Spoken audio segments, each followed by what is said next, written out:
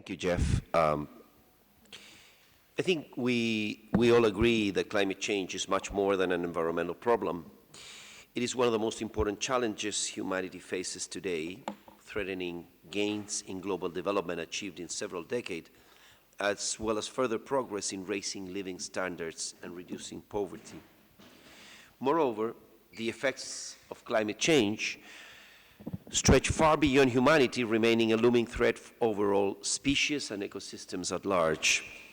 Without urgent action, climate change could push an additional 100 million people into poverty by 2030.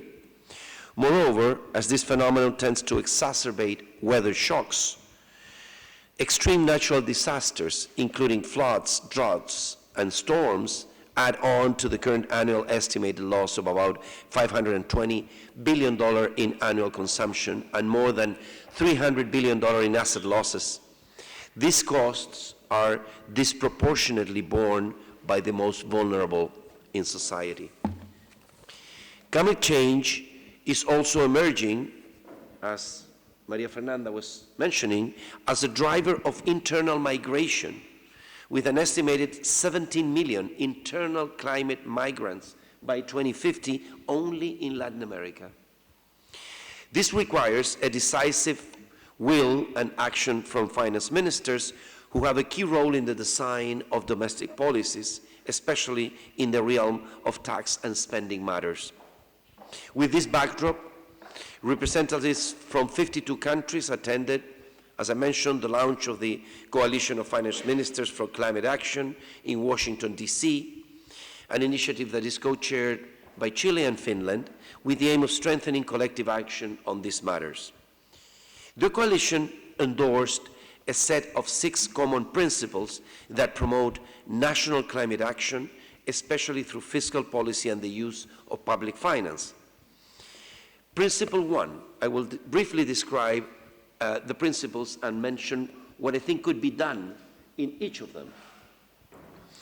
Principle 1 says, align our policies and practices with the Paris Agreement commitments. Countries' commitments to prepare, communicate, and maintain a nationally determined contribution, NDC, work towards this objective.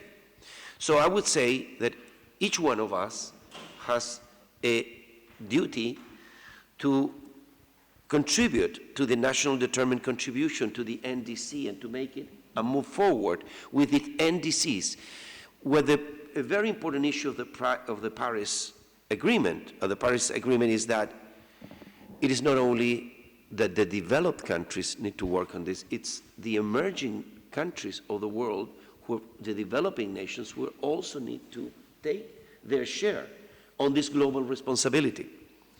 It also refers to the commitment to increasing countries' abilities to adapt to the adverse impacts of climate change. Principle 2 says that we need to share our experience and expertise with each other in order to provide mutual encouragement and promote collective understanding of policies and practices for climate action. Sharing of experiences and expertise between members could take place at regular ministerial or working level meetings, bilateral or multilateral visits, exchanges of staff, acting as champions, I will describe in a moment the idea of champions, and other ways to generate peer learning and collective understanding among members. Principle 3, work towards measures that result in effective carbon pricing. Carbon pricing measures could include reducing or eliminating fossil fuel subsidies. I came up to a recent paper that says that the costs of fossil fuel subsidies now are on the trillions of dollars. In fact, the paper says that it's around 5 trillion, which is an amazing amount of resources on fossil fuel subsidies, which make our way more difficult. Let me stress this point. If we don't put the right incentives, it is going to be difficult to tackle climate change. If you subsidize fossil fuels, what we need to do is to tax fossil fuels, not the contrary. And we are spending $5 trillion on subsidies. I'm not saying, let me say, I'm an academic. I've been an academic almost all of my life, except for 5.5 years as finance minister, my second term as finance minister. I know the difficulties in politics. I know it is difficult to reduce subsidies and to put taxes, but if we don't have the political will and we don't build the appropriate coalitions, and this is why I think it's so important that we bring together this group, because if we feel we are part of a collective action, of a global collective action, it's going to be easier at home to drive this message. We also, it's not only reducing fossil subsidies, it's efficient forms of carbon taxation. So it's to move to the other, including fuel taxation. Principle 4, take climate change into account in macroeconomic policy, fiscal planning, budgeting, public investment management, and procurement practices. Taking climate change into account in policies and practices could include consideration of climate change targets, risks, vulnerabilities, and policy objectives in economic forecasts, and in the formulation and implementation of fiscal plans and frameworks. Integration of climate change policy consideration in procedures and methodologies used for program and project selection and appraisal and in public procurement. So there are many areas within the realm of budget policy beyond taxes and subsidy matters where this could have a very clear impact. Principle 5, mobilize private sources of climate finance by facilitating investments and the development of a financial sector which support climate mitigation and adaptation. Some of the work that could be done around this includes promoting or developing a financial sector that supports climate change mitigation and adaptation, such as the voluntary disclosure of exposure of financial institutions and real sector companies to carbon-intensive sectors and climate risks.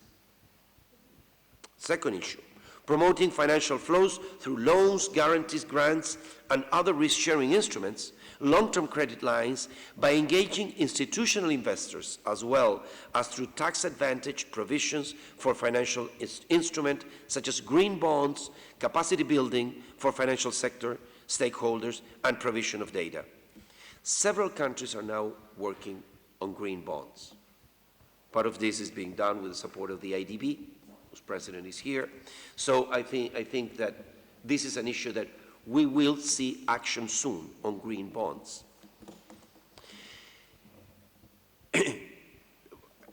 Another aspect is encouraging domestic public financial institutions or funds to include climate change mitigation and adaptation in their key strategic frameworks, or to consider climate change objectives in their investment risk assessment and decision making, or to support relevant public-private partnerships. An interesting issue is that many countries manage sovereign funds, including, for example, environmental, social, and governance, ESG considerations in the investments is also part of an agenda towards this end. Final principle, principle 6, engage actively in the domestic preparation and implementation of nationally determined contributions submitted under the Paris Agreement. This could include taking a leading role in the formulation and update of NDCs or supporting government entities responsible for NDCs, working with other ministries and financial institutions to ensure that policies are coordinated, coherent, and aligned with the achievement of the NDCs. And of course, another issue is providing technical input relevant to NDC formulation. These are all things that we can do as finance ministers. I would also say we in Chile are taking the lead on a national strategy for sustainable development. We're working together with the Environmental Ministry, Finance and Environment to put together a sustainable development national agenda. The first, let me mention the next steps. The first Sherpa meeting of the coalition, so I urge you, all of those of you who are here, the first Sherpa meeting of the coalition will take place on June 4 or 5 in Santiago, Chile. We will have senior representatives from the finance ministers of member countries of the coalition, as well as institutional partners such as the World Bank, the IDB, UN, FCC, UNEP, that will gather to start working on the coalition's Santiago Action Plan, to be announced in December 2019 at COP25. For this, we are looking for members of the coalition, here I take on the issue of, to volunteer as champions of a particular principle, hosting meetings or seminars on the specific topic of paving the way for discussions, progress, and statements at the ministerial level. I give you an example. Chile and France, for example, we are co-championing Principle 5 on financial mobilization. So for all my colleague finance ministers here, I urge you to think which principle would you be interested in championing or co-championing. As ministers of finance, our efforts on climate action should not be underestimated. It is us who take the tax and spending decisions that could provide the appropriate incentives on climate action. We call on all finance ministers of the world to join the coalition and to work ambitiously together to face climate change through shared responsibility and shared action. Thank you very much.